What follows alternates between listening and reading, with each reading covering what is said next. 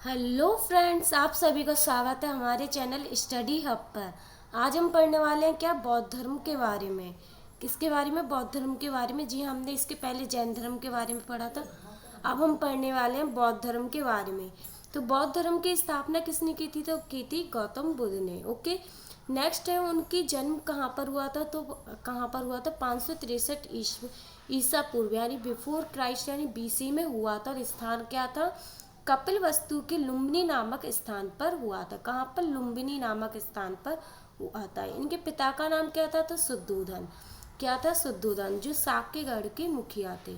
और इनकी माता का नाम क्या था? माया देवी। लेकिन जन्म के 7 दिन बाद इनकी क्या हो गई थी? मृत्यु हो गई थी।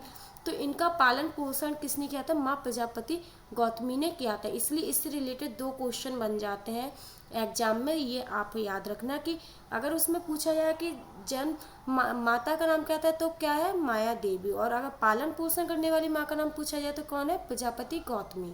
ओके, नेक्स्ट है क्वेश्चन कि इनके बचपन का नाम क्या था? तो क्या था? सिद्धार्थ। ये बहुत बार पूछा गया, मैनी मैनी टाइम्स बार ये क्वेश्चन पूछा गया कि गौतम बुद्ध के बचपन का नाम क्या था? तो वो था सिद्धार्थ। पत्नी का नाम क्या था? यशोधरा। और पुत्र का नाम क्या था? राहुल। ओके, इन्होंने गृह त्याग कब किया था? तो 29 वर्ष की आयु में इन्होंने गृह त्याग किया था संन्यास के लिए। ओके, गृह त्याग की घटना क्या कहलाती है? महाविनिष्क्रमण कहा गया। यानी इन्होंने जब मतलब घर त्यागा था तो उसकी घटना क्या कहलाई? महाविनिष्क्रमण कहलाई। ओके, प्रथम गुरु कौन थे इनके? तो प्रथम गुरु के बारे में बात करते हैं तो कपिल वस्तु के आल्लार कलाम से सांख्य दर्शन की शिक्षा ली थी। इन्होंने किसकी ली थी? सांख्य दर्शन की शिक्षा ली थी। ओके, किसकी ली थी? सांख्य दर्शन की। ये संख्या नहीं, सांख्य दर्शन की शिक्षा ली थी। ओके, नेक्स्ट है ज्ञान की प्राप्ति कितने वर्ष बाद हुई थी? ज्ञान की प्राप्ति 6 वर्ष की कठिन तपस्या के बाद प्राप्त हुई थी। तो उनकी आयु तब कितनी हो गई थी? तो 35 वर्ष की आयु में बैसाख की पूर्णिमा की रात, कितनी ध्यान रखना, बैसाखी की पूर्णिमा की रात को फल्गु नदी के किनारे पर, किस नदी के किनारे? फल्गु नदी के किनारे पर पीपल वृक्ष के नीचे हुई थी। किसके नीचे? पीपल वृक्ष के नीचे ज्ञान की प्राप्ति हुई थी। ध्यान रखना 3 बातें कि 6 वर्ष की कठिन तपस्या के बाद और 35 वर्ष की आयु में, क्योंकि उन्होंने 29 वर्ष की आयु में तो घर को त्यागा था, तो 6 वर्ष की उन्होंने कठिन तपस्या की।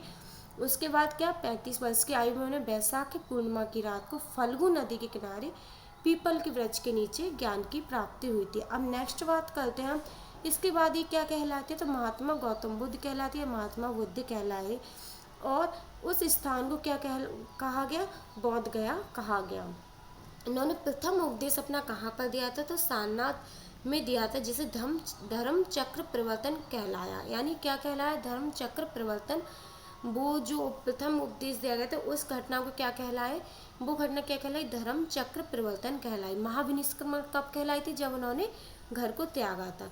सर्वाधिक उपदेश इन्होंने कहाँ पर दिए हैं? तो वो दिए हैं श्रावस्ती में दिए। ओके, इनकी मृत्यु कब हुई थी? तो 483 ईसा पूर्व यानी बीसी, ध्यान रखना, बीसी में कुशीनारा में हुई थी, जो अब स्थान कहाँ पर है? उत्तर प्रदेश के देवरिया में। यह घटना को क्या कहलाई? महापरिनिर्वाण कहलाई। बौद्ध धर्म 2 भागों में विभाजित हो गया था। तो किन 2 भागों में? हीनयान और महायान।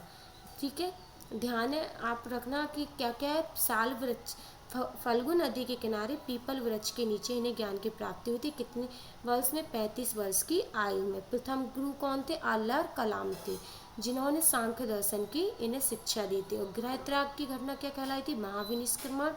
और जब इनने प्रथम उपदेश दिया था तो वो घटना क्या कहलाई थी? धर्म चक्र प्रवर्तन कहलाई थी। ओके, और जब इन्होंने क्या, इनकी मृत्यु यानी ना, तो वो घटना क्या कहलाई? महापरिनिर्वाण कहलाई। ओके, ये बातें थी, ध्यान रखना। कुछ बातें ये थी, इससे रिलेटेड बहुत क्वेश्चंस आते हैं। इनका बचपन का नाम क्या था? सिद्धार्थ। पत्नी का नाम यशोधरा और पुत्र का नाम राहुल। ओके, पिता कौन थे? शुद्धोधन थे। और माता कौन थी? माया देवी। और प्रजापति गौतमी, जो पालन पोषण की इन्होंने किया था।